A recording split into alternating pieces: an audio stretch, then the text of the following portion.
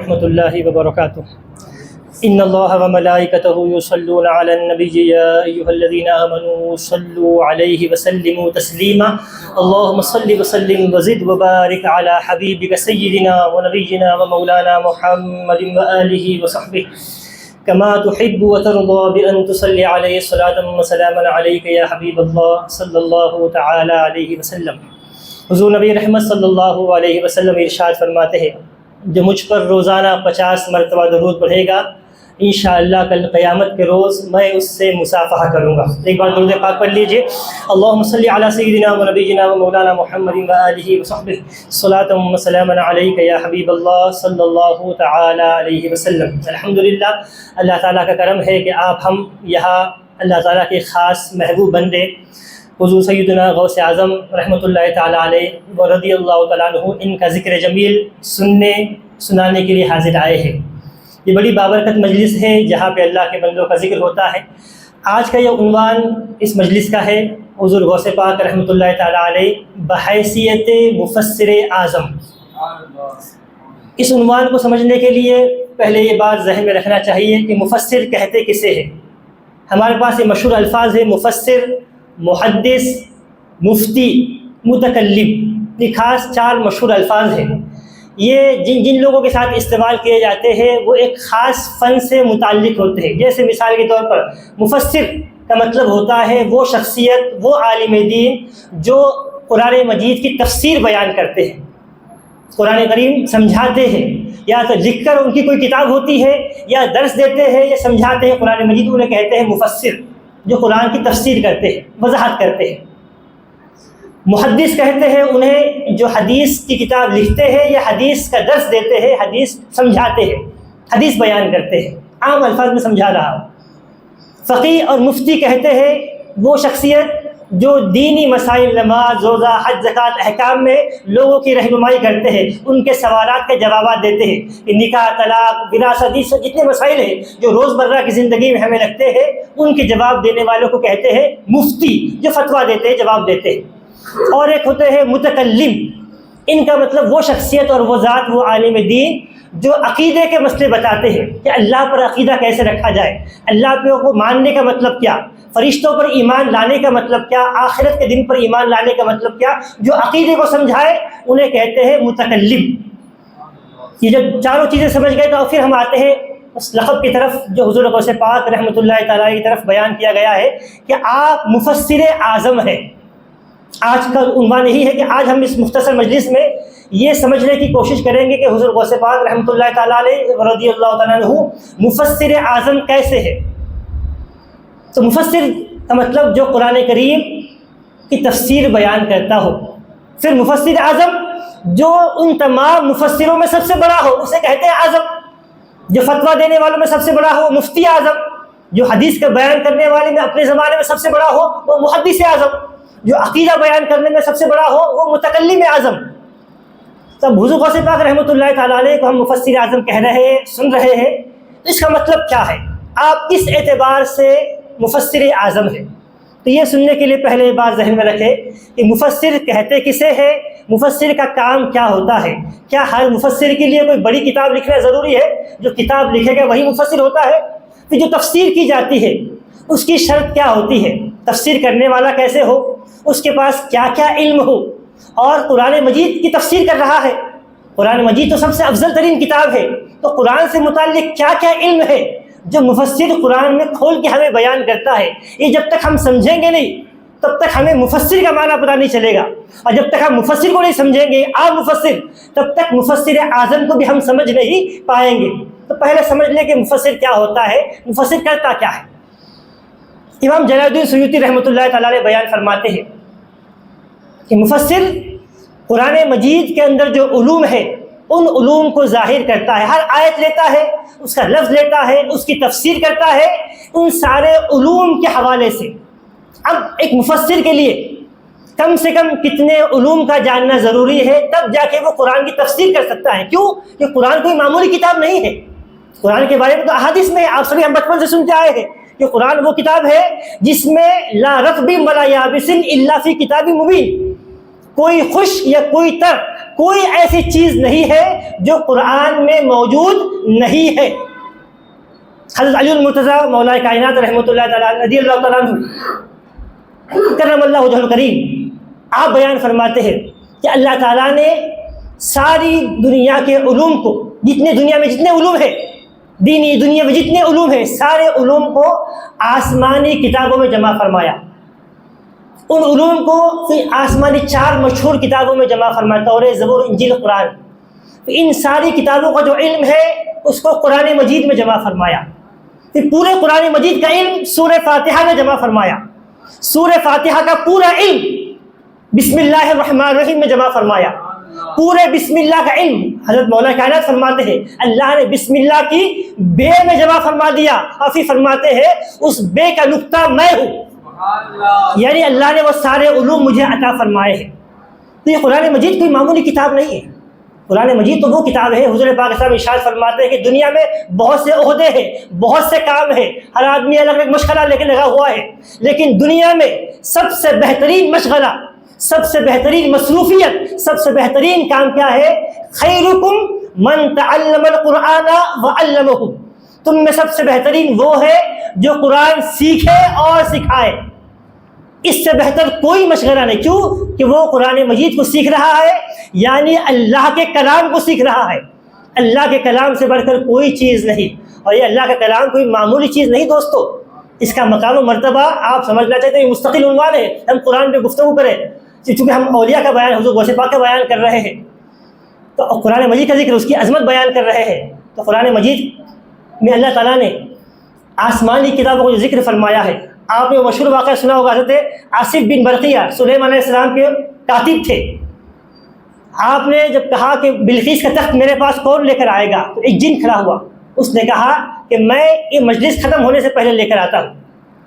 آپ نے فرمایا نہیں مجھے جلدی چاہیے، یا اس نے کہا کہ آپ کے اٹھ کر بیٹھنے سے پہلے میں لے کر آتا ہوں۔ آپ نے کہا نہیں مجھے اس سے بھی جلدی چاہیے، کون لے کر آئے گا؟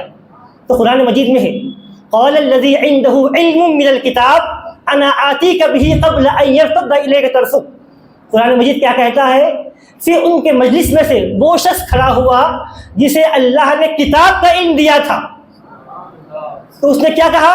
میں آپ کے پلک جھپکنے سے پہلے وہ تخت لے کر آتا ہوں۔ یہ کہا پلک جھپکنے سے پہلے حضرت بلقیس سے تخت جو 300 میل کے فاصلے میں تھا، پلک جھپکنے سے پہلے آپ کے سامنے حاضر ہو گیا۔ اللہ تعالیٰ بیان کرنا چاہتا تھا تو کسی اور طریقے سے بھی آپ کی عظمت بیان کی جا سکتی تھی، لیکن حضرت آصف بن برقیہ کا تعارف اللہ نے کیا اس اعتبار سے یہ کتاب کا علم رکھتے ہیں۔ کون سی کتاب کا؟ قرآن کا نہیں، پچھلی زمانوں کی کتاب جو تھی، آسمانی کتابیں ہیں، ان کا علم رکھنے والا اس شان کا مالک ہوتا ہے کہ وہ چاہے تو پلک جھپکنے سے پہلے تخت کو 300 میل کے فاصلے سے سامنے حاضر کر سکتا ہے۔ پھر قرآن کا علم رکھنے والا کیا، اس کی شان کیا ہے؟ آج لوگ حضور پاک علیہ السلام کے علم پر معذرت تنقیدیں کرتے ہیں، کوئی کہتا ہے کہ امید ہے فلاں ہم ان بحثوں میں نہیں پڑھتے، ہم تو اتنا کہتے ہیں کہ حضور کو اللہ تعالیٰ نے قرآن حضور پہ نازل فرمایا۔ دنیا کے علم پڑھنے والے بہت پڑھ کے بہت ترقی کر گئے، دنیاوی علم پڑھنے والا علم کی ترقی کے ذریعے چاند پر پہنچ گیا، سورج کی شعاعوں کو اس نے قید کر لیا، اس سے وہ بجلی بناتا ہے دنیاوی علم پڑھنے والا۔ لیکن قرآن کا علم رکھنے والا اسے چاند پر جانے کی کوئی ضرورت نہیں ہے، یا بیٹھے بیٹھے اشارہ کرتا ہے چاند کے 2 ٹکڑے کر دیتا ہے۔ دنیاوی علم تمہیں چاند پہ پہنچائے گا، اور قرآن کا علم بیٹھے بیٹھے اس کے 2 ٹکڑے کروائے گا۔ دنیاوی علم سورج کی شعاعوں کو گرفتار کروا کے بجلی بنوائے گا، اور قرآن کا علم رکھنے والا وہ امی ذات رکھنے والا، امی لقب رکھنے والی ذات یا بیٹھے بیٹھے اشارہ کرتی ہے تو ڈوبا ہوا سورج نکل کے آ جاتا ہے۔ تو قرآن کوئی معمولی کتاب نہیں ہے، تو اس علم سے شغف رکھنے والا، اس سے دلچسپی رکھنے والا، اسے بیان کرنے کرانے والا، سیکھنے سکھانے والا، یہ سب سے افضل ہوتا ہے، یہ سب سے افضل ہوتا ہے۔ تو مفسر کوئی عام آدمی نہیں ہوتا، مفسر وہ ہوتا ہے کہ مفسر اس وقت تک بن ہی نہیں سکتا، امام سیوطی فرماتے ہیں جب تک اس کے اندر 80 علوم نہیں آتے، 80 علم نہیں سیکھتا جب تک وہ مفسر بن ہی نہیں سکتا۔ اب قرآن میں 80 علم کیا ہے، وہ تفصیلات میں نہیں جاؤں گا، وہ وقت ہی نہیں ہے۔ 2-3 چیزیں آپ کے سامنے گنواتا ہوں، قرآن میں کیا کیا علم ہے۔ قرآن جب پڑھتا ہے آدمی، تفسیر پڑھتا ہے، یہ تفسیر کرنا چاہتا ہے، سیکھنا چاہتا ہے، تو وہ پہلا علم آتا ہے قرآن مجید کی پڑھنے کا، قرات کا علم۔ یہ قرآن مجید 7 قراتوں میں نازل ہوا ہے، ان قرتوں کو جاننا کہ فلاں قرت میں زبر کہاں ہے، زیر کہاں ہے، زبر آنے سے کیا معنی ہوا، زیر آنے سے کیا معنی ہوا۔ مثال کے طور پہ ہم پڑھتے ہیں مالک یوم الدین، ایک قرات میں اسے ملک یوم الدین پڑھا گیا ہے۔ ہم پڑھتے ہیں لقد جاءکم رسول من انفسکم، ایک قرات میں اسے انفسکم پڑھا گیا ہے۔ تو مفسر اس وقت تک مفسر نہیں ہوتا جب تک وہ 7 یا 10 قرتوں کا عالم نہیں ہوتا، وہ جانتا نہیں ہے کہ اس لفظ کو کن کن الفاظ کے ساتھ میں، کس زیر و زبر کے ساتھ میں پڑھا گیا ہے۔ یہ پہلا ایک علم۔ دوسرا علم قرآن کو تجوید سے پڑھنا، مخارج کے ساتھ پڑھنا، کہ سین صاد سے پڑھنے میں تو ایک جیسے ہی ہے، ہم اسے صحیح پڑھتے ہیں، لیکن جب قرآن میں اسے پڑھا جائے گا تو صاد الگ انداز میں پڑھا جائے گا، سے الگ انداز میں پڑھا جائے گا، سین کو الگ انداز میں پڑھا جائے گا، زال زے غ الگ انداز میں پڑھے جائیں گے۔ تو سب کے پڑھنے کا انداز، تو اس کے علم کو جاننا، علم تجوید، یہ الگ ایک علم ہوا۔ ایک علم ہے علم رسم القرآن۔ اب جس جاہل نے یہ حضور پاک علیہ السلام پہ اعتراض کیا تھا لنسفعا بالناصیہ، کہ قرآن میں ایسا لکھا گیا، صحابہ نے لکھ دیا غلطی سے، اور حضور پاک علیہ السلام معاذ اللہ نے کہا نہیں، کیوں کہ حضور نہیں جانتے تھے۔ استغفر اللہ، وہ ایک مستقل علم ہے، ایک مستقل فن ہے۔ جب تک آدمی وہ جانتا نہیں کہ قرآن میں یہاں پہ زبر کیوں ہے، زیر کیوں ہے، الف کیوں ہے۔ آپ کو ایک آسان مثال سمجھاتا ہوں۔ آپ جو اردو میں لفظ زکوٰۃ پڑھتے ہیں یا لکھتے ہیں تو کیسے لکھتے ہیں؟ صاد لام الف، اس کے بعد نہیں لکھتے ہیں۔ لیکن قرآن مجید میں جب زکوٰۃ صلاۃ کا لفظ آتا ہے، صلاۃ آتا ہے تو صاد، زکوٰۃ آیا تھا زیر، کاف، واو، اس کے بعد تا لکھا جاتا ہے۔ تو یہ واو لکھا گیا ہے لیکن پڑھا نہیں جاتا۔ یہ علم ہے مستقل، جب تک مفسر اس کو جانے گا نہیں، قرآن کی تفسیر ہی نہیں کر پاتا ہے۔ یہ تو صرف قرآن کے الفاظ کا علم ہے، اس کے معنی کا علم۔ یہ قرآن مجید کی جو آیت ہے یہ ناسخ ہے یا منسوخ ہے، پہلے نازل ہوئی ہے کہ بعد میں نازل ہوئی ہے۔ مشکل القرآن، غریب القرآن، ایک علوم کی فہرست ہے پوری 80 علوم۔ جب تک جانے گا نہیں قرآن کی تفسیر بیان نہیں کر سکتا، اسے حق ہی نہیں ہے کہ وہ اپنے آپ کو مفسر کہے یا قرآن کی تفسیر بیان کرے جب تک اسے جانتا نہیں ہے۔ اب یہ سوچیے، اس بات کو ذہن میں رکھیے۔ اب ہم حضور غوث پاک رحمۃ اللہ تعالیٰ کی طرف آتے ہیں کہ حضور غوث پاک یہ مفسر اعظم ہے تو کیسے ہے؟ تو ایک جواب تو اس کا یہ ہے کہ آپ مفسر اعظم ہے تو مفسر اعظم کا مطلب ہوتا ہے مفسر ہو جو تجوید کا علم بھی جانتا ہے، رسم الخط کا علم بھی جانتا ہے، مشکل القرآن، غریب القرآن کا علم بھی جانتا ہے، حدیث کا علم بھی جانتا ہے، فقہ کا علم بھی جانتا ہے، عقیدے کا علم بھی جانتا ہے۔ کیوں کہ قرآن میں فقہ بھی ہے، حدیث میں قرآن کی تفسیر ہے، قرآن میں عقیدہ بھی ہے۔ ساری چیزیں، سارے علوم جب قرآن میں جمع ہے تو قرآن کا مفسر ان سارے علوم کو جاننے والا ہونا چاہیے۔ تو حضور غوث پاک اگر مفسر ہے تو آپ محدث بھی ہے، فقیہ بھی ہے، عقیدہ بیان کرنے والے متکلم بھی ہے، لغت بیان کرنے والے لغوی بھی ہے، آپ قرأتوں کو جاننے والے، بیان کرنے والے قاری بھی آپ ہیں۔ 7 قرأتوں 10 قرأتوں کے آپ قاری ہیں۔ جب تک وہ نہیں جانیں گے تب تک یہ مفسر نہیں بن سکتے۔ لیکن وہ تو عام مفسروں کی بات ہوئی کہ عام مفسر جو ہوتا ہے وہ ان چیزوں کو جانتا ہے، وہ بتاتا ہے اس کا یہ معنی ہوا، اس کا یہ ہوا، فلاں ہوا۔ لیکن جو مفسر اعظم ہوتا ہے اس کی شان ان سے بلند ہوتی ہے، عام مفسر سے بلند ہوتی ہے۔ ایک واقعہ آپ کے سامنے رکھتا ہوں تو آپ کو اندازہ ہو جائے گا، اور پھر آپ کی تفسیر میں سے ایک مثال صرف آپ کے سامنے انشاء رکھوں گا۔ جو آپ نے تفسیر بیان فرمائی ہے ایک آیت کریمہ کی، اس کی شان کو جو آپ سنیں گے کہ آپ نے کیسے بیان فرمائی ہے، اس میں کیا کیا علوم جمع ہے، تو پھر آپ کو اندازہ ہوگا کہ حضور غوث پاک یہ مفسر اعظم کیسے ہیں۔ درود پاک پر عرض کرتا ہوں، اللہم صلی علی سیدنا و نبینا مولانا محمد و آلہ و صحبہ، صلاۃ و سلام علیک رسول اللہ صلی اللہ علیہ وسلم۔ ایک مفسر ہوتا ہے جب قرآن کی تفسیر بیان کرتا ہے تو اس کے ظاہری معنی بیان کرتا ہے، اس آیت سے کیا مسئلہ نکلتا ہے وہ بیان کرتا ہے، کیا عقیدہ ثابت ہوتا ہے وہ بیان کرتا ہے، ان الفاظ کی تشریح کرتا ہے، یہ تو ہے۔ لیکن جو مفسر اعظم ہے ان کی شان کیا ہے؟ آپ کی زمان حیات ایک مشہور کتاب لکھی گئی حضور غوث پاک کے، اس کا نام ہے بہجۃ الاسرار۔ یہ بہت مشہور کتاب ہے حضور غوث پاک کی زمان حیات پر جو لکھی گئی، قلائد الجواہر اور بہجۃ الاسرار۔ بہت سے اولیاء کرام کی شان میں کتابیں لکھی گئی ہے، لیکن حضور غوث پاک کی شان میں جو کتابیں لکھی گئی ہے، اعلیٰ حضرت فاضل بریلوی رحمۃ اللہ تعالیٰ علیہ بیان فرماتے ہیں کہ بہجۃ الاسرار اور قلائد الجواہر، یہ جو 2 کتابیں حضور غوث پاک کی سوار حیات آپ کی شان میں لکھی گئی ہے، یہ جن لوگوں نے لکھی ہے انہوں نے بالکل اسی انداز میں لکھا ہے، اس کو اسی انداز میں لکھا ہے جس انداز میں حضور پاک علیہ السلام کی سیرت لکھی گئی، احادیث لکھی گئی۔ جیسے مثال کے طور پہ بخاری شریف لکھی گئی ہے، تو بخاری شریف کا انداز کیا ہے؟ امام بخاری شریف حدیث بیان نہیں کرتے ہیں، امام بخاری حدیث بیان کرنے سے پہلے اس کی سند بیان کہتے ہیں کہ یہ حدیث میں نے اپنے فلاں استاد سے سنی ہے، انہوں نے اپنے فلاں استاد سے سنی ہے، انہوں نے فلاں استاد سے سنی ہے، انہوں نے فلاں تابعی سے، انہوں نے فلاں صحابی سے، اور انہوں نے حضور سے سنی ہے۔ یہ ہر حدیث کے بارے میں وہ سند بیان کرتے ہیں۔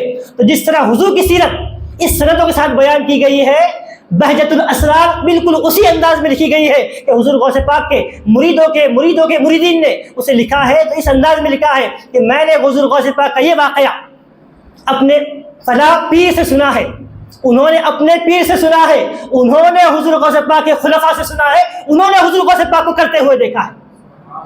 تو جس طرح حضور کی حدیث سند کے ساتھ میں ہے، حضور غوث پاک کی سوانح حیات بھی بالکل سند کے ساتھ میں ہے۔ اور اس میں ایک لطیف فرق یہ بھی ہے، اعلیٰ حضرت فرماتے ہیں کہ بہجت الاسرار کی جو سند ہے، اس کی سند کی جو راوی ہے، یہ راوی بخاری شریف کی راویوں سے افضل ہے۔ اس کی سند اس راویوں سے بھی افضل ہے۔ کیوں؟ کہ بخاری شریف کے راویوں میں کچھ معتزلی بھی ہے، کچھ رافضی بھی ہے، کچھ خارجی بھی ہے، لیکن بہجت الاسرار کی سند میں سب کے سب اولیاء متقین ہے، اس میں کوئی فاسق بھی نہیں ہے، کوئی کمزور بھی نہیں ہے، سب کے سب اولیاء اللہ اعلیٰ درجے کے اولیاء ہے، جن کی سند سے حضور غوث پاک کی سوانح حیات بیان ہوئی ہے۔ اس کتاب میں ایک واقعہ بیان کیا گیا ہے کہ حضور غوث پاک تفسیر کس طرح بیان کرتے تھے، آپ کی تفسیر بیان کرنے کا انداز کیا ہے۔ میں علمی بحثوں میں نہیں جاؤں گا تو آپ سمجھ بھی نہیں پائیں گے، اس واقعے سے آپ اندازہ لگائیے کہ حضور غوث پاک کا علم تفسیر میں کیا مقام تھا۔ بیان کیا گیا ہے کہ آپ ایک مرتبہ تفسیر کے لیے بیٹھے، آپ کی شان تھی، آپ نے پورا دن بھر کا وقت مقرر کیا ہوا تھا اپنے طلباء کے لیے، مریدین کے لیے، شاگردوں کے لیے، خلفاء کے لیے، دن بھر، فجر کی نماز کے بعد بھی، ظہر سے پہلے بھی، ظہر کے بعد بھی، عصر سے پہلے بھی، پورا وقت آپ دن بھر کا تقریباً 13 علوم آپ اپنے شاگردوں کو، خلفاء مریدین کو پڑھایا کرتے تھے۔ تو ایک مرتبہ آپ تفسیر کا درس دے رہے تھے، تو آپ کی شان یہ تھی کہ جب تفسیر کا درس ہوتا تو آپ کی مجلس میں کوئی قاری صاحب بیٹھتے اور قرآن مجید کی کسی آیت کی تلاوت کرتے، تو جس آیت کی وہ تلاوت کرتے حضور غوث پاک اس کی تفسیر بیان کرتے۔ تو ایسے ایک مرتبہ آپ تفسیر کے لیے بیٹھے تھے، قاری صاحب نے قل انما انا بشر مثلکم، سورہ کہف کی آخری آیت کریمہ، اس کی تلاوت کی، اور ایک روایت میں ہے کہ سورہ والضحیٰ واللیل اذا سجا، اس کی تلاوت کی۔ اب تلاوت جیسے ختم ہوئی، حضور غوث پاک نے تفسیر بیان کرنا شروع کی، قرآن مجید کی اس آیت کریمہ کی تفسیر شروع کی۔ اب اتفاق ایسا ہوا کہ اس مجلس میں جہاں بہت سارے لوگ بیٹھے تھے، حضور غوث پاک کی مجلس کی شان یہ تھی کہ 70,000 لوگ آپ کی مجلس میں بیٹھا کرتے تھے۔ پہلی صف والا جس شان سے سنتا تھا، آخری صف والا بھی ویسے ہی سنتا تھا۔ آپ کی صف میں 400 علماء کرام قلم اور دوات لے کے بیٹھتے تھے، آپ کی باتیں، آپ کے نکات سننے کے لیے، اسے لکھنے کے لیے 400 علماء کرام لکھا کرتے تھے۔ اس مجلس میں یہ ہوا کہ حضرت امام ابن جوزی رحمۃ اللہ تعالیٰ علیہ اس مجلس میں آئے۔ حضرت امام ابن جوزی رحمۃ اللہ تعالیٰ علیہ یہ کوئی معمولی شخصیت نہیں ہے، عالم اسلام کے بڑے بڑے اجل علماء میں، آپ بھی بغداد کے رہنے والے تھے۔ انہیں لیکن کچھ صوفیہ کرام سے، بزرگوں سے تھوڑی قدر ان کے دل میں تھی کہ وہ اس زمانے میں جیسے آج ہمارے پاس جاہل صوفیہ ہے جنہوں نے تصوف کو بدنام کر رکھا ہے، لال پیلے کالے نیلے کپڑے پہن کر نماز پڑھتے ہیں، نہ روزے کے ہیں، نہ دین کے ہیں، نہ دنیا کے ہیں، اس زمانے میں بھی تھے۔ تو امام ابن جوزی نے ان کو دیکھ کر ان کے ذہن میں یہ بات تھی کہ جتنے صوفی لوگ ہیں، یہ تصوف کی بات کرنے والے ہیں، طریقت کی بات کرنے والے ہیں، یہ سب کے سب ایسے ہی ہوتے ہیں، نہ نماز پڑھتے ہیں، نہ انہیں کچھ علم ہوتا ہے، نہ عمل کرنے والے ہوتے ہیں۔ تو حضور غوث پاک کے بارے میں ان کے ذہن میں ایسا ہی تھا، تو وہ آپ کی مجلس میں نہیں آتے تھے۔ لیکن ایک مرتبہ ان کے دوست انہیں لے کر آئے کہ ایک بار سن تو لو کیا کہتے ہیں، پھر اس کے بعد تمہاری مرضی ہے، آنا ہے تو آؤ یا مت آؤ۔ اب پہلے امام ابن جوزی کو سنیے، وہ کون تھے۔ امام ابن جوزی کے بارے میں ہے کہ آپ کے علم میں یہ مقام، یہ شان ہے کہ آپ جب سے 10 سال کے تھے، 10 سال کے بچے تھے، تو بغداد کی جامع مسجد میں آپ کا وعظ ہوتا تھا اور پورا بغداد آپ کی تقریر سننے آتا تھا۔ 10 سال کی عمر میں پورا بغداد آپ کا وعظ سننے آتا تھا۔ آپ کا جب انتقال ہونے کا وقت قریب آیا تو آپ نے وصیت کی، آپ نے اتنی کتابیں لکھی ہیں، ہر فن میں، تفسیر، حدیث، فقہ، جتنے فن ہو سکتے ہیں آپ نے بہت سارے فنون میں لکھا۔ اتنا لکھا ہے کہ آپ نے وصیت کی انتقال سے پہلے کہ جب میں مر جاؤں تو جب مجھے غسل دینے کے لیے پانی گرم کرو گے تو عام لکڑیوں سے پانی گرم مت کرنا، میں نے جس قلم سے، برو کے قلم ہوتے تھے، قلم سے لکھا جاتا تھا، اس کا جو برادہ ہے جو چھاڑنے کے بعد نکلنا تھا، آپ نے کہا میرے اندر، روم کے اندر، حجرے میں بھرا پڑا ہوا ہے وہ جو قلم کا برادہ جس سے میں نے کتابیں لکھی ہے، اس کو گرم کر کے، اسے جلا کر، اس کے گرم پانی سے مجھے غسل دینا۔ تو آپ اندازہ کیجئے آپ نے کتنا لکھا ہوگا کہ کمرہ بھر کے صرف اس کا برادہ کی جمع ہوا، کتابوں میں لکھا ہے کہ جب آپ کو غسل دینے کے لیے اسے برادہ نکالا گیا تو بہت تھوڑا برادے میں کام ہو گیا اور پورا روم بھر کے حجرہ بھر کے وہ برادہ اب بھی باقی تھا. آپ سوچیں انہوں نے کتنا لکھا ہوگا, ان کا علم کیا ہوگا. جب آپ نے تفسیر شروع کی, 1 تفسیر 2 تفسیر 3 تفسیر, تو امام ابن جوزی اپنے دوست سے کہتے, امام ابن جوزی آئے, کتابوں میں لکھا ہے, آپ آئے تو آپ سبھی جانتے تھے کہ اتنے بڑے عالم ہیں, تو آپ اپنے اوپر شال لے کے بیٹھے تاکہ لوگ پہچانے نہیں اتنے بڑے عالم ہیں اور ایک صوفی کی مجلس میں آئے ہیں, لوگ مجھے تانا نہ مارے. تو شال لے کے چادر ڈال کے بیٹھے منہ چھپا کر. اب یہ جو دوست ان کے بیٹھے تھے وہ تفسیر بیان کر رہے ہیں حضور غوث پاک, 1 تفسیر ہوئی, 2 تفسیر 3 تفسیر. ہر تفسیر میں ان سے پوچھتے ہیں کہ تمہیں معلوم ہے؟ وہ ہر تفسیر میں کہتے ہیں ہاں یہ تفسیر مجھے معلوم ہے, یہ فلاں نے بیان کی ہوئے, فلاں کتاب میں ہے, فلاں سے مروی ہے. 1 2 3 4 ایسے 11 تفسیریں حضور غوث پاک نے بیان فرمائی. ایک آیت کی 11 تفسیریں ہم پڑھ نہیں سکتے, حضور غوث پاک نے 11 تفسیریں بیان فرمائی. اب 11 تفسیریں بیان کرے تو امام ابن جوزی کہتے ہیں مجھے معلوم ہے یہ فلاں نے کہا ہے, فلاں نے کہا ہے. اب ایک روایت میں ہے کہ 11 تفسیر ہونے کے بعد حضور غوث پاک رحمۃ اللہ تعالیٰ علیہ نے ارشاد فرمایا کہ اب تک تو ہم نے جو 11 تفسیریں سنی ہے یہ وہ تفسیریں ہیں جنہیں بہت سارے لوگ جانتے ہیں کہ فلاں تفسیر کس نے کہی ہے, کس کتاب میں لکھی ہوئی ہے, لیکن اب ہم تال سے حال کی طرف آتے ہیں. یہ کہہ کر آپ نے 12ویں 13ویں 14ویں 15ویں تفسیر بیان کرنا شروع کر دی. اب تواتر کے ساتھ مسلسل آپ تفسیر بیان کرتے کرتے 40 تفسیر آپ نے بیان فرمائی. ایک آیت کی 40 تفسیریں. اب جیسے 12ویں 13ویں تفسیر ہوئی, اب امام نے جوزی پریشان, یہ تفسیر کہاں ہے؟ ان کے دوست پوچھتے یہ معلوم, تو کہتے ہیں یہ نہیں معلوم, 13ویں نہیں معلوم, 14ویں نہیں معلوم, 40 تفسیر تو وہ کہتے جاتے ہیں مجھے کچھ نہیں معلوم. علماء نے لکھا کتابوں میں ہے, اس کتاب محجود الاسرار میں ہے کہ جب 40 تفسیر مکمل ہوئی امام ابن جوزی سے برداشت نہیں ہوا, وجد میں آ گئے, کپڑے پھاڑ کے جنگل میں نکل گئے. دوسرے دن حضور غوث پاک کی خدمت میں آئے, معافی تلافی کی, توبہ کی, کہا کہ میں غلط فہمی میں تھا, میں سمجھتا تھا یہ تصوف کرنے والے دعویٰ کرنے والے سب جاہل ہوتے ہیں, مجھے نہیں معلوم تھا کہ اللہ نے آپ کو اتنا علم سے نوازا تھا. ایک آیت کی 40 تفسیریں, 11 تفسیر تو ظاہر تفسیریں, اور باقی تفسیر جتنی ہے 29 تفسیریں وہ ایسی تفسیر ہے جسے عام علماء نہیں جانتے, وہ روحانی صوفیانہ تفسیریں آپ بیان کریں. تو اب اندازہ لگائیے کہ آپ مفسر اعظم کیسے نہیں ہے, کیسے آپ اللہ تعالیٰ نے آپ کو شان عطا نہیں فرمائے. اس کی دوسری تو ظاہری وجہ ہے, اگر آپ روحانی وجہ دیکھنا چاہیں اس کی تو ہم سبھی حضور غوث پاک کی شان سنتے ہیں. حضور غوث پاک بیان فرماتے ہیں فَكُلُّ وَلِيِّ اللَّهِ لَهُ قَدَمٌ وَإِنِّي عَلَىٰ قَدَمِ النَّبِيِّ بَدْرِ الْكَمَالِ. ہر ولی راہ ولایت میں کسی نہ کسی ولی کے نقش قدم پہ ہوتا ہے, اور میں ولایت کے راستے میں اپنے نانا جان بدر کمال محمد مصطفیٰ صلی اللہ علیہ وسلم کے نقش قدم پر ہوں. اس کا مطلب کیا ہے؟ ہر ولی کسی نہ کسی نبی کے نقش قدم پہ ہوتا ہے, تو ان نبی کے معجزات بطور کرامت اس ولی کو ملتے ہیں. میں حضور کے نقش قدم پہ ہوں تو حضور کے معجزات بطور کرامت اللہ تعالیٰ نے مجھے عطا فرمائے ہیں. تو جب حضور پاک علیہ السلام تمام انبیاء میں افضل, سارے انبیاء کے معجزات جمع کر کے حضور میں جمع کیے, اور ایسے معجزات بھی آپ کو دیے گئے جو پہلے والوں کو نہیں دیے گئے. حضور غوث پاک کو بھی اللہ نے ساری کرامتیں عطا فرمائی جو اولیاء اللہ کو دی تھی, اس سے ہٹ کر ایسی کرامتیں بھی دی جو کسی اور کو نہیں ملی. تو جب آپ سید الکائنات صلی اللہ علیہ وسلم کے نقش قدم پر ہے تو آپ صرف سید الاولیاء نہیں ہے, آپ سید الاولیاء بھی ہے, سید الفقہاء بھی ہے, سید المحدثین بھی ہے, سید المفسرین بھی ہے. آپ کیسے ہیں؟ انشاءاللہ ہم صرف ایک مثال آپ کی تفسیر سے, جو آپ نے تفسیر آپ کے نام سے ایک تفسیر شائع ہوئی تقریباً 5 جلدوں میں, تفسیر جیلانی کے نام سے, میں اس میں سے بیان نہیں کروں گا. آپ کی مشہور زمانہ کتاب ہے غنیۃ الطالبین جسے ہم کہتے ہیں, الغنیہ لطالب طریق الحق اس کتاب کا نام ہے. اس میں آپ نے چند آیتوں کی تفسیر فرمائی ہے.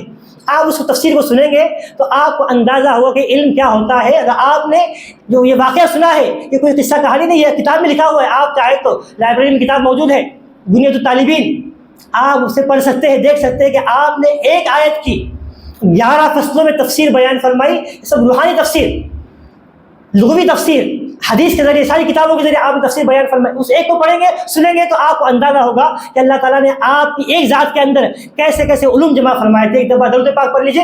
عرض کرتا ہوں اللہم صلی علی سیدنا و نبینا و مولانا محمد و آلہ و صحبہ کما تحب و ترضى بأن تصلی علیہ صلاۃ و سلام علیک یا حبیب اللہ صلی اللہ علیہ وسلم. اعوذ باللہ من الشیطان الرجیم, بسم اللہ الرحمن الرحیم. فاستعذ باللہ من الشیطان الرجیم, یہ مشہور آیت کریمہ ہے اس آیت کریمہ میں اللہ تعالیٰ نے ارشاد فرمایا، حضور پاک علیہ السلام سے کہا گیا کہ محبوب صلی اللہ علیہ وسلم جب آپ قرآن پڑھو تو قرآن پڑھنے سے پہلے اعوذ باللہ پڑھ لیا کرو، یعنی اللہ تعالیٰ کی پناہ میں آ جاؤ شیطان مردود سے۔ یہ قیامت تک آنے والے سارے مسلمانوں کو حضور پاک علیہ السلام کی ذات کے ذریعے پیغام دیا جا رہا ہے کہ جب قرآن پڑھو تو اعوذ باللہ پڑھا کرو تو شیطان تمہارے دل میں وسوسے نہیں ڈالے گا۔ اب یہ آیت کریمہ ہے، بنیت الطالبین میں آپ نے جو پہلی تفسیر بیان فرمائی اسی آیت کریمہ کی تفسیر بیان فرمائی۔ اب تفسیر کا انداز دیکھیے آپ کیا بیان فرمائی، کس انداز میں۔ پھر آیت کریمہ لکھی، آیت کریمہ لکھنے کے بعد پھر آپ لکھتے ہیں کہ یہ آیت کریمہ کس صورت میں ہے، کس صورت میں ہے۔ پھر سورت کا نام لکھنے کے بعد یہ آیت کریمہ مکی ہے، یہ سورت مکی ہے کہ مدنی ہے، یہ ایک علم ہے کہ قرآن مجید کی جو 114 صورتیں ہیں ان میں سے کون سی مکی ہے کون سی مدنی ہے، اس کا بھی ایک مستقل علم ہے، مفسر کو اس کو جاننا بھی ضروری ہوتا ہے۔ کہ آپ نے لکھا کہ یہ آیت کریمہ سورہ نحل کی ہے، سورہ نحل یہ مکی ہے۔ پھر یہ لکھنے کے بعد پھر آگے لکھتے ہیں یہ پوری سورہ نحل مکی تو ہے لیکن اس کی آخری 3 آیتیں یہ مدنی ہے۔ پوری سورت مکے میں نازل ہوئی، آخری 3 آیتیں مدینے میں نازل ہوئی، تو زیادہ آیتیں مکے میں نازل ہوئی تو یہ مکی ہے، یہ وضاحت ہوئی۔ تو اس کے بعد اب آگے بڑھتے ہیں، آگے بڑھ کے پھر لکھتے ہیں سورہ نحل جو ہے، اس سورہ نحل کے اندر کتنی آیتیں ہیں، آیتوں کی تعداد بیان کرتے ہیں۔ میں سب لکھ کے لایا ہوں، تفصیل میں نہیں جاؤں گا، صرف ایک انداز آپ انداز کیا ہے، اس سورت میں کتنی آیتیں ہیں، اس سورت کے اندر کلمات الفاظ کتنے ہیں، آپ نے اس کی تعداد بھی لکھی، اس کے اندر اتنے الفاظ ہیں۔ پھر آگے اس سورت کے اندر کتنے حروف آئے ہیں، آیتیں بھی لکھی، الفاظ بھی لکھے، حروف بھی لکھے، اتنا لکھ دیا۔ اب آگے تفسیر بیان کرتے ہیں۔ تفسیر میں پھر پہلے آپ لیتے فاستعذ باللہ ہے، یعنی اعوذ باللہ پڑھو، تو آپ تفسیر کا آغاز کرتے ہیں پھر اعوذ کے ذریعے۔ یہاں پہ آپ پہلی فصل باندھتے ہیں، پہلی فصل، اب یہاں سے لفظ اعوذ پہ تفسیر کر رہے ہیں۔ اب لفظ اعوذ کی تفسیر کیسے بیان کر رہے ہیں، اب لفظ اعوذ لکھا، پھر ارشاد فرماتے کہ اعوذ کے 3 معنی ہوتے ہیں، کہ اعوذ کے معنی 3 معنی بیان فرمائے، ٹھیک ہے، معنی بیان ہوا۔ پھر یہ اعوذ جو ہے یہ عربی زبان کے کون سے باب سے آتا ہے، وہ آپ نے باب لکھا، اس کا مصدر لکھا، اس کے 2 مصدر آپ نے بیان فرمائے، پھر اس کے کیا معنی ہوتے ہیں، اعوذ کے کتنے معنی آتے ہیں، کس طرح استعمال ہوتا ہے، اعوذ لکھ کے پھر آپ نے معاذ کے معنی لکھے، معاذ کے معنی لکھے، پھر معاذ اللہ کے معنی لکھے۔ صرف معنی نہیں لکھے، جو معنی آپ نے اعوذ کے، اعوذ باللہ کے، معاذ کے، معاذ اللہ کے لکھے، ان معنوں کو قرآن سے ثابت کر کے بتایا، معنی قرآن سے ثابت کر کے بتا کہ اس کا معنی قرآن میں اس انداز میں بھی آیا ہوا ہے۔ یہ ہوا، یہ پہلی فصل یہاں پہ ختم۔ پھر آگے دوسری فصل میں آتے ہیں، کہ اعوذ باللہ کے بعد میں آگے بڑھ کے من الشیطان الرجیم، اللہ کی پناہ ہے شیطان سے، لفظ شیطان پہ آپ تفسیر بیان کرتے ہیں، تفسیرات بہت ساری، بس مختصر سنا رہا ہوں۔ لفظ شیطان کا معنی کیا ہے، شیطان لفظ بنا کس سے ہے، کس لفظ سے بنا ہوا ہے، آپ لکھتے ہیں شیطان لفظ شطنون سے بنا ہوا ہے، شین تو نون، پھر آپ بیان کرتے ہیں کہ شطنون کے کتنے معنی آتے ہیں، فلاں معنی ہے قرآن مجید میں کس جگہ پہ کس آیت میں اس کا یہ معنی آیا ہوا ہے، آپ وہ بیان کرتے ہیں، ہر معنی بیان کرتے ہیں، اس معنی کو بیان کرنے کے بعد قرآن سے اس کو ثابت کرتے ہیں، ائمہ لغت نے کس لغت میں کس انداز میں اس کو بیان فرمایا، کیا معنی بیان کیا ہے، آپ اس کو بیان کرتے ہیں۔ کہ انسان کو جو شیطان کہا جاتا ہے اس کا کیا مفہوم ہوتا ہے، کیا معنی ہوتا ہے، وہ آپ نے بیان فرمایا۔ اب یہاں پہ معاملہ ختم نہیں ہوا، تیسری فصل پہ آپ آگے آتے ہیں، تیسری واپس پلٹ کے پھر آتے ہیں اعوذ کی طرف، اعوذ کی طرف پلٹ کے آتے ہیں کہ اعوذ جو کہا گیا ہے شیطان سے پناہ لینی ہے، اللہ کی پناہ میں آنا ہے، تب اعوذ پڑھنے کے کتنے فائدے ہیں، تو آپ اس میں اعوذ باللہ پڑھنے کے 5 فائدے گنواتے ہیں۔ 5 فائدے آپ نے اعوذ پڑھنے کی گنوائے، میں نہیں سناؤں گا آپ کو، آپ تفسیر میں پڑھ لیجیے، کتابیں بنیت الطالبین پڑھ لیجیے، 5 معنی بیان کی۔ 5 معنی بیان کرنے کے بعد میں پھر آپ ان معنوں کو حدیث سے بھی ثابت کرتے ہیں اور پہلی آسمانی کتابوں سے بھی ثابت کرتے ہیں۔ توریت، زبور، انجیل کے حوالے دے کے آپ کہتے ہیں کہ آسمانی کتابوں میں اس آیت کی تفسیر اس انداز میں ہے، اعوذ باللہ کے یہ فائدے اس انداز میں آسمانی کتابوں میں یہ بیان کیے گئے ہیں۔ اب یہاں پہ سلسلہ ختم نہیں ہوتا ہے، پھر آپ اور آگے فصل باندھتے ہیں، آگے فصل باندھ کے پھر آپ کہتے ہیں کہ شیطان کے ساتھ میں جنگ کیسے کی جاتی ہے، ایک مستقل فصل باندھی، اس میں طریقے بیان کیے۔ پھر ایک اور فصل باندھتے ہیں، کیا فصل باندھتے ہیں کہ شیطان سے پناہ دینے والے الفاظ کیا ہے، کون سے اذکار ہیں جن اذکار کو پڑھ کر ہم شیطان سے محفوظ رکھتے ہیں. وہ الفاظ، وہ اوراد و وظائف آپ نے بیان فرمائے. تو یہاں پہ سلسلہ ختم نہیں ہوتا. پھر آگے فصل باندھتے ہیں. فصل کس بارے میں؟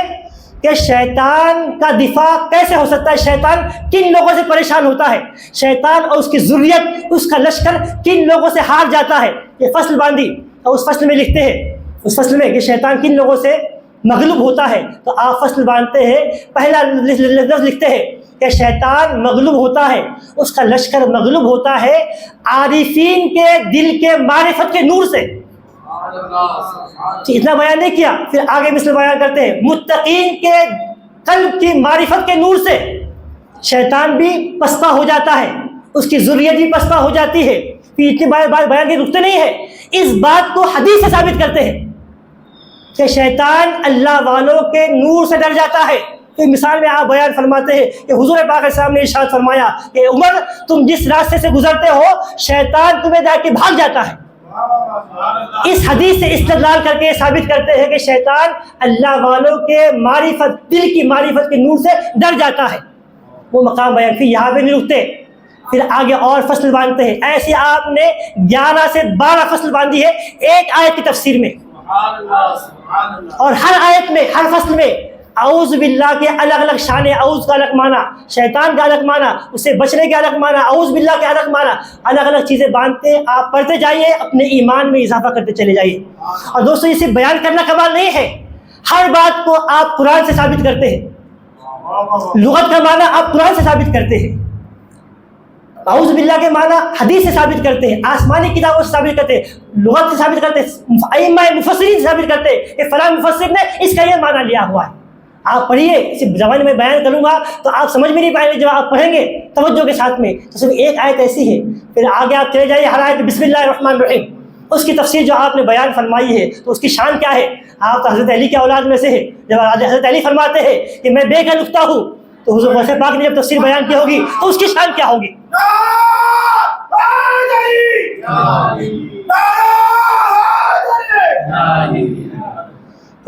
تفسیر بہت وقت کم ہے، یہ تو باتیں آپ کی شان ہوئی. تفسیر میں اللہ نے کیا مقام دیا، مفسر اعظم ہے، یہ بہت سی چیزیں ہیں.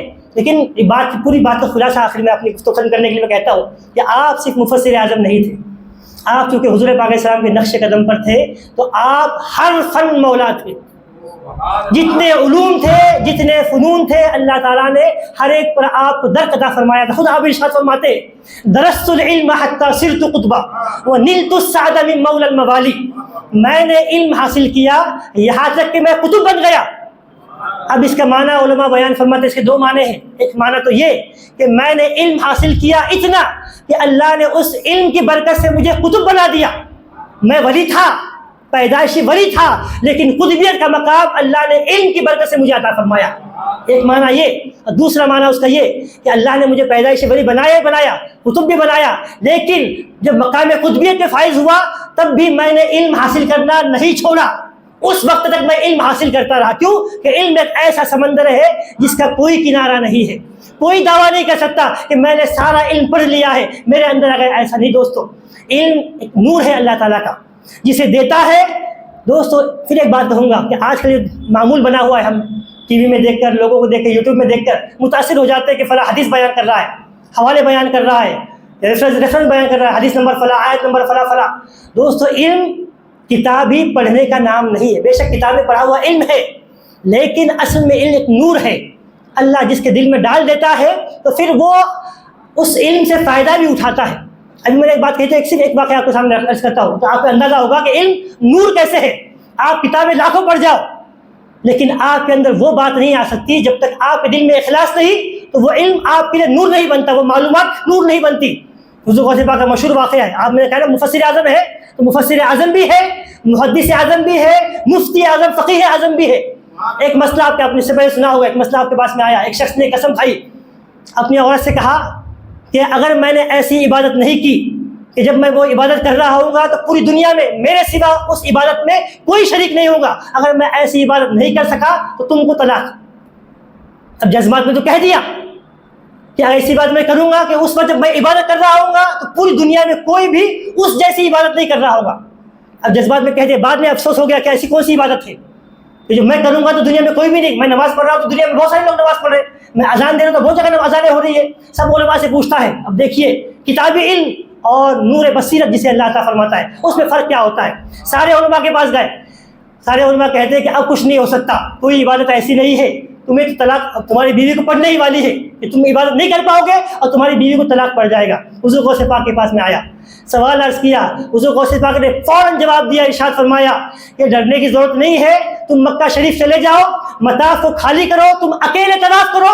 یہ ایسی عبادت ہے کہ جب تم کر رہے ہوں گے تو دنیا میں کوئی بھی تمہارا شریک نہیں ہوگا, کیونکہ طواف دنیا میں کہیں نہیں ہوتا, صرف وہی ہوتا ہے. تو طواف خالی کرو, اکیلے طواف کرو.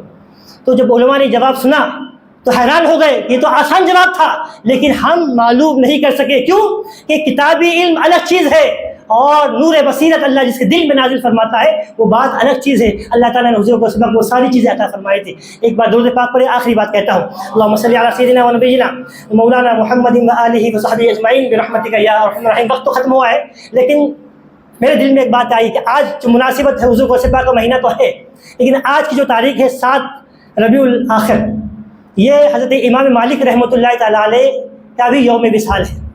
اور امام مالک کوئی معمولی شخصیت نہیں ہے. اور 9 تاریخ کو آگے امام احمد بن حنبل رحمۃ اللہ تعالیٰ علیہ رضی اللہ عنہ آپ کا بھی یوم وصال ہے. تو اختصار کے ساتھ چونکہ امام مالک کا دن آج ہی ہے, تو صرف اتنی مماثلت کہ حضور غوث پاک میں اور امام مالک رحمۃ اللہ تعالیٰ علیہ میں کیا چند مشابہتیں تھیں, وہ صرف ایک مثال آپ کے سامنے رکھوں گا. تو امام مالک کا ذکر بھی ہو جائے گا اور حضرت غوث پاک رحمۃ اللہ تعالیٰ کا ذکر سے بھی ہم ہٹیں گے نہیں, اسی ذکر پہ قائم رہیں گے. حضور غوث پاک رحمۃ اللہ تعالیٰ علیہ بھی عاشق رسول, امام مالک بھی عاشق رسول. امام مالک کے عشق رسول جب بیان کیا جاتا ہے, ایک واقعہ سے ایک بات بیان کروں گا کہ آپ کو مدینے سے ایسی محبت تھی, شہر مدینہ سے محبت ایسی تھی, ادب ایسا تھا کہ جب آپ مدینے سے گزرتے تو در و دیوار کو آپ بوسے دیا کرتے تھے. لوگ پوچھتے کہ آپ بوسہ کیوں دے رہے ہیں, تو کہتے شاید ہو سکتا ہے کہ حضور پاک علیہ السلام اس راستے سے گزرے ہو اور آپ کی نگاہ مبارک, نظر مبارک اس دیوار پہ پڑی ہو, تو اس نیت سے میں اسے چوم لیتا ہوں کہ حضور کی نظر پڑی ہے, میں چوم لیتا ہوں. زندگی پر آپ مدینے سے باہر نہیں گئے. صرف جب حج فرض ہوا تو لوگوں نے کہا بھی کہا حج فرض ہے, آپ حج تو کر کے آؤ, تو صرف حج کے لیے گئے, حج کیا اور فوراً پلٹ کے واپس آ گئے. تو زندگی میں کبھی واپس مکہ نہیں گئے, مدینہ چھوڑ کے کہیں نہیں گئے. زندگی بھر مدینے میں اس خوف سے کہ اگر مدینے سے باہر جا کے مر جاؤں گا تو کیسے ہوگا, حضور کا شہر چھوڑنا نہیں چاہتا, یہی مرنا چاہتا ہوں. اسی وجہ سے علماء بیان فرماتے ہیں کہ حضور پاک صاحب نے ارشاد فرمایا کہ جب علم مٹ رہا ہوگا تو مدینے میں ایک عالم ہوگا کہ ساری دنیا سے لوگ دوڑ کر ان کے پاس علم حاصل کرنے کے لیے آئے. ان کا لقب ہے عالم مدینہ, کہ حضور نے بیان فرمایا, آپ کی شان بیان فرمائی. علماء کہتے ہیں اس حدیث کی مصداق امام مالک رحمۃ اللہ تعالیٰ علیہ, مدینے سے ایسی محبت. حضور غوث پاک کی شان آپ کی کتاب میں سوانح حیات میں پڑھی, غالباً بہجت الاسرار شریف میں ہی ہے کہ آپ کے بارے میں لکھا گیا ہے. یا تفریح الخاطر, حضرت شیخ عبد القادر ایلبلی رحمۃ اللہ تعالیٰ کی کتاب میں آپ نے لکھا ہے کہ حضور غوث پاک جب مدینہ شریف تشریف لے گئے تو آپ بغداد سے ننگے پیر مدینہ گئے, مدینے سے ننگے پیر بغداد آئے. آج بھی چاہنے والے عاشق ہیں حضور پاک صاحب میں, مدینے کا طلب کرنے والے ہیں. جب مدینے میں جاتے ہیں تو اپنے جوتے نکال لیتے ہیں, راستے میں نہیں نکالتے, مدینے جاتے ہیں تو نکال لیتے ہیں, مدینے سے باہر آ جاتے ہیں پھر پہن لیتے ہیں. حضور غوث پاک جاتے وقت بھی مدینے سے آتے, بغداد سے مدینہ, مدینے سے بغداد ننگے پیر صرف مدینے کے ادب میں گئے ہیں. تو عشق رسول یہاں بھی, عشق رسول وہاں بھی. اللہ کا خوف, اللہ کا ڈر, اللہ کی خشیت, یہ اہل قرآن کی سب سے خاص بات ہے. جسے قرآن سے شغف ہوتا ہے, قرآن سے محبت ہوتی ہے, قرآن پڑھنے پڑھانے والا ہوتا ہے, مفسر ہوتا ہے, تو اس کی پہلی شرط, لازمی شرط ہے کہ وہ قرآن سے شغف رکھنے والا ہو, قرآن سن کر, اللہ کی بات سن کر اللہ کا خوف اس کے دل میں پیدا ہو. امام مالک کی شان بھی وہی, حضور غوث پاک رحمۃ اللہ تعالیٰ علیہ کی شان بھی وہی. آپ نے مشہور واقعہ سنا ہے, حضرت شیخ سعدی رحمۃ اللہ تعالیٰ علیہ بیان فرماتے ہیں حضور غوث پاک کے بارے میں کہ آپ کے بارے میں لکھا گیا ہے کہ ایک مرتبہ آپ تابوت اللہ کا غلاف تھامے ہوئے, غلاف میں منہ ڈال کر آپ دعا کر رہے بلند آواز سے, رو کر کہ اللہ اگر آخرت میں میرے اعمال تیری بارگاہ میں قبول نہیں ہے تو مجھے اندھا اٹھانا تاکہ لوگوں کے سامنے مجھے شرمندہ نہ ہونا پڑے. اب اندازہ کیجئے غوث پاک حضرت امام حسن عسکری سے لے کر امام مہدی تک کا جو زمانہ ہے, یہ حضور غوث پاک کی ولایت کبریٰ کا زمانہ ہے. پہلے والے بھی بعد والے بھی, علماء بیان فرماتے ہیں اس زمانے میں جو بھی اولیاء گزرے ہیں ان کی ولایت حضور غوث پاک کے صدقے میں ہے. اولیاء کے سردار ہے، لیکن خشیت الہی کیا ہے؟ خشیت الہی یہ ہے کہ کہہ رہے ہیں کہ اگر اللہ تیری بارگاہ میں میرے اعمال قبول نہیں ہے تو مجھے اندھا اٹھانا تاکہ لوگوں کے سامنے شرمندہ نہ ہونا پڑے۔ امام مالک کی شان کیا ہے؟ ایسے امام آپ کی شان آپ پڑھیے، مستقل موضوع ہے امام مالک کا علم مقام کیا ہے، شان کیا ہے، حضور کی حدیث کا کیا ادب کیا کرتے تھے۔ آپ ایک معمول تھا، آپ جب حدیث بیان کرتے تھے تو آپ حدیث بیان نہیں کرتے، آپ کتاب لے کے بیٹھتے تھے، اور جو شاگرد ہوتے تھے وہ حدیث پڑھتے تھے۔ حدیث بیان محدث کے دو حدیث کے طریقے ہوتے ہیں، ایک تو استاد پڑھے محدث پڑھے اور شاگرد سنے، یا شاگرد پڑھے اور استاد ان کی بات کو سنے، یہ دو طریقے ہوتے ہیں۔ امام مالک کی شان یہ تھی کہ آپ اپنے شاگردوں کو حدیث سناتے نہیں تھے، جب آپ کا موڈ ہوتا تھا سناتے، ورنہ عام معمول یہ تھا کہ درس میں جو بھی حدیث پڑھنے آتا اسے کتاب دیتے تھے، وہ کتاب میں دیکھ کر حدیث پڑھتا اور آپ سنتے جاتے۔ ایک مرتبہ باہر سے غالباً حضرت ایوب رحمۃ اللہ تعالیٰ بہت بڑے عالم فقہ مالکی کے، وہ دور سے آئے، چھوٹی عمر تھی ان کی، نوجوان تھے، 14-15 سال کی غالباً عمر تھی۔ ان کے والد نے صرف اس نیت سے کہ میرا بیٹا امام مالک کے پاس جا کر علم حدیث حاصل کرے، اپنا گھر بیچ دیا، اور اس کا جو پیسہ آیا تھا وہ زیادہ راہ بنا کر اپنے بیٹے کو دیا، کہا جاؤ مدینے جاؤ امام مالک سے علم حاصل کرو۔ وہ بھی جذبے میں 14-15 سال کا بچہ ہے، اس جذبے کے ساتھ میں آیا کہ امام مالک اس زمانے میں اس وقت دنیا کے سب سے بڑے عالم وہاں پہ آئے علم حاصل کرنے ان کے پاس میں، خوشی خوشی۔ اب جب آئے مجلس میں، امام مالک کے درس لگا ہوا ہے، مجلس سجی ہوئی ہے، شاگرد پڑھ رہے ہیں، امام مالک سن رہے، اور علم حدیث جب حدیث بیان کی جاتی امام مالک رحمۃ اللہ تعالیٰ اس پہ کوئی بھی کمپرومائز نہیں کرتے۔ آپ کا مقام یہ تھا، ادب، بالکل سب خاموش رہتے۔ آپ کے بارے میں لکھا گیا، حضرت عبداللہ بن مبارک لکھتے ہیں کہ ایک مرتبہ حدیث کا درس دے رہے تھے، آپ پر رنگ متغیر ہو گیا، چہرہ بدل گیا۔ بعد میں درس کے بعد پوچھا گیا کہ آپ پریشان، پورا چہرہ سرخ ہو گیا، کیا وجہ تھی؟ آپ نے فرمایا جب میں حدیث بیان کر رہا تھا ایک بچھو میرے کپڑے میں چلا گیا تھا، اس نے مجھے 16 ڈنک مارے۔ تو آپ نے پوچھا کہ پھر آپ نے درس کیوں روکا نہیں؟ آپ نے فرمایا صرف حضور کی حدیث کے ادب میں، کہ میں حضور کی بات کیسے روک سکتا ہوں، مجھے تکلیف پہنچانا ہے پہنچائے، لیکن میں حضور کی بات جب میں نے شروع کر دی تو ختم کر کے میں دم لوں گا، بیچ میں رکوں گا نہیں۔ یہ ادب ہے حضور کی حدیث بیان کرنے اور سننے کا۔ اب درس چل رہا تھا، وہ نوجوان آیا خوشی خوشی، اور آتے ہی دروازے سے آواز لگائی کہ یا امام میں فلاں فلاں مقام سے آیا ہوں، آپ کے پاس حدیث سیکھنے کے لیے، مجھے حدیث بیان کیجیے۔ آپ یہ جو انداز تھا یہ پورے مجلس والوں کے لیے بالکل نیا تھا، تو کیوں کہ ان کی مجلس ایسی تھی کسی کی جرأت نہیں ہوتی تھی کہ آپ کی مجلس میں آواز بھی بلند کر سکے، بلکہ کتابوں میں لکھا ہے آپ کی مجلس میں چند لوگ بڑے بڑے حبشی وہ کولا لے کے کھڑے رہتے تھے کہ کسی نے بھی اگر حدیث کے درس کے دوران بے ادبی کی تو کوڑے سے مارتے تھے، زبان نہیں کھولیں گے، زبان سے سمجھائیں گے نہیں، حدیث کی بے ادبی کی، چلا پکار کی، آواز بلند کی تو کوڑے مار دیں گے۔ اب جیسے ہی یہ نوجوان داخل ہوا اس نے جذبات میں کہا کہ امام میں آیا ہوں، مجھے حدیث سنائیے۔ اب جو کوڑا لے کے کھڑے ہوئے تھے حبشی اس بارگاہ کے ادب سکھانے کے لیے، ان سے رہا نہیں کہ جیسے سنا فوراً انہوں نے 4-5 یا 6 کوڑے اسے مار دیے۔ اب وہ نوجوان ان حبشیوں کے کوڑے کھا کے پریشان ہو گیا، زاروں قطار رونے لگا، اس کے آنسو تھمتے ہی نہیں، مسلسل رویا جا رہا ہے۔ اب روتے روتے وہ امام مالک سے کہتا ہے کہ امام میرے باپ نے سب اپنا مال دولت اپنا گھر لٹا دیا اس نیت سے کہ میں آپ کے پاس آ کے حدیث سیکھوں۔ میں آپ کے پاس آیا اور آتے ہی آپ نے مجھے 6 کوڑے لگوائے۔ میں قیامت میں اللہ کے سامنے یہ بات پیش کروں گا، میں اللہ سے کہوں گا کہ میں حدیث سیکھنے آیا تھا اور امام مالک نے مجھے کوڑے لگوائے۔ اب جیسے یہ جملہ سننا تھا، امام مالک کوئی معمولی شخصیت نہیں تھی، بادشاہ ڈرتے تھے آپ سے، آپ کو رعب تھا، دبدبہ تھا، علمی رعب، علمی وجاہت تھی۔ آپ کی آنکھوں میں آنسو آئے کتابوں میں کہ آپ اس کے سامنے بیٹھ گئے، تو اس سے کہا کہ ایسا مت کرنا، یہ معاملہ اللہ کے سپرد نہیں کرنا، تم جو کہو گے میں ماننے تیار ہوں، مجھے معاف کر دو۔ بڑے امام جلیل اپنے وقت کے بڑے امام ہیں، دنیا کا ایک بہت بڑا حصہ امام مالک کی فقہ پہ عمل کرنے والا ہے۔ کہنے لگے، ہزاروں قطار رونے لگے کہ مجھے معاف کر دو، یہی معاملہ معاف کر دو، قیامت تک بات نہیں جانی چاہیے، اللہ تک بات، تم جو کہو گے میں کہوں گا۔ اب وہ بچہ بھی تھا، وہ ہمارے جیسا نہیں تھا۔ یہ بات اس لیے بھی میں یہ مثال اس لیے بھی دے رہا ہوں کہ ہم یہاں پر ہمارے پاس مکتب چلتا ہے، بچے سنتے قرآن پڑھتے سیکھتے سکھاتے ہیں، اساتذہ کچھ سزا دیتے ہیں تو وہ اور ان کے گھر والے پریشان ہو جاتے ہیں کہ ہمارے بچے کو مارا، ہمارے بچے کو یہ کہا وہ کہا۔ دوستو علم ایسے ہی نہیں آتا، بڑی قربانیاں دینی پڑتی ہیں۔ امام حضور غوث پاک نے بڑی قربانیاں دی علم حاصل کرنے کے لیے، جب اسے سزا پہنچی، لیکن وہ ہم جیسا طالب علم نہیں تھا، وہ تو جذبہ لے کر آیا تھا کہ حدیث سیکھوں گا۔ اس نے کہا ٹھیک ہے آپ کہتے ہیں تو آپ نے جتنے کوڑے مجھے لگوائے ہیں اتنی حدیثیں مجھے آپ سنائیے، مجھے ان بچوں سے نہیں سننا ہے، آپ سے سننا ہے۔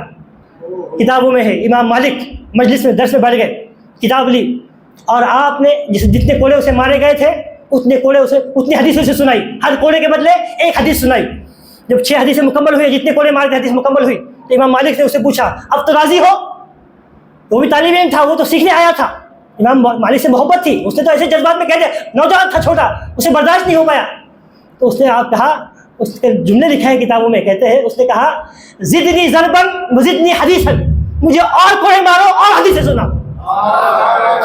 اگر آپ حدیثیں مجھے کوڑے مارنے کے بعد ہی سنانے والے ہو تو اور 100 کوڑے مارو، 100 حدیثیں مجھے سناؤ۔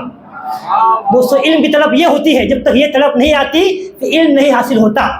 لیکن امام مالک کے وہ خوف و خشیت جو حضور غوث پاک دونوں میں یہ مماثلت ہے کہ امام مالک جیسے عاشق رسول تھے، اللہ تعالیٰ سے بڑی محبت کرنے والے تھے۔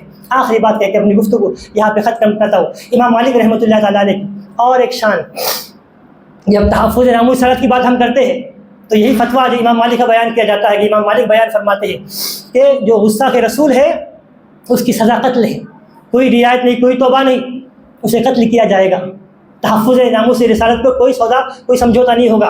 حضور غوث پاک کی تفسیر اٹھا کے دیکھ لیں، یہ موضوع سے ہٹ کے بات نہیں ہے، حضور غوث پاک کی تفسیر جیلانی میں حضور غوث پاک رحمۃ اللہ تعالیٰ علیہ نے ان اللہ و ملائکتہ یصلون علی النبی یا ایھا الذین آمنوا صلوا علیہ وسلموا تسلیما، یہ جو آیت کریمہ ہے اس سے متصل اور ایک آیت کریمہ ہے، اس سے لگ کر ان الذین یؤذون اللہ ورسولہ لعنهم اللہ فی الدنیا والآخرہ، ان اللہ جا ختم ہوتی ہے اگلی آیت۔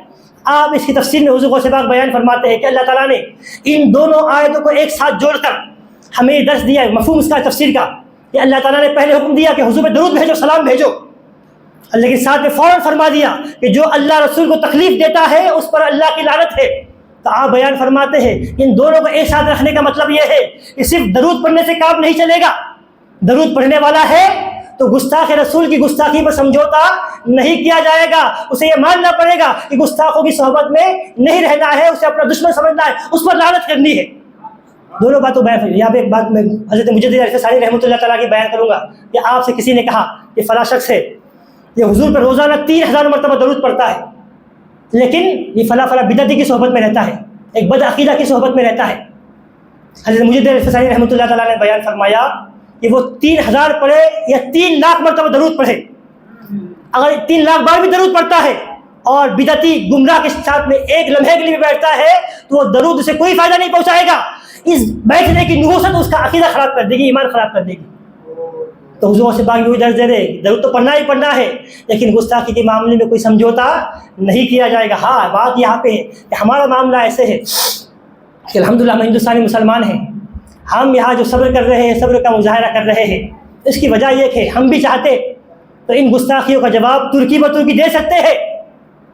جو اعتراضات معاذ اللہ حضور پہ کیے جا رہے ہیں، گستاخی کی جا رہی ہے، ہمارے پاس اس سے بڑے بڑے جواب موجود ہے، ایسے ترکی بترکی جواب موجود ہے کہ ہم بیان کریں گے تو ان کے ناک کان آنکھ میں سے خون بہنے لگے گا، ایسے بیان کر سکتے ہیں۔ لیکن الحمدللہ ہم حضور پاک اسلام کے ماننے والے ہیں۔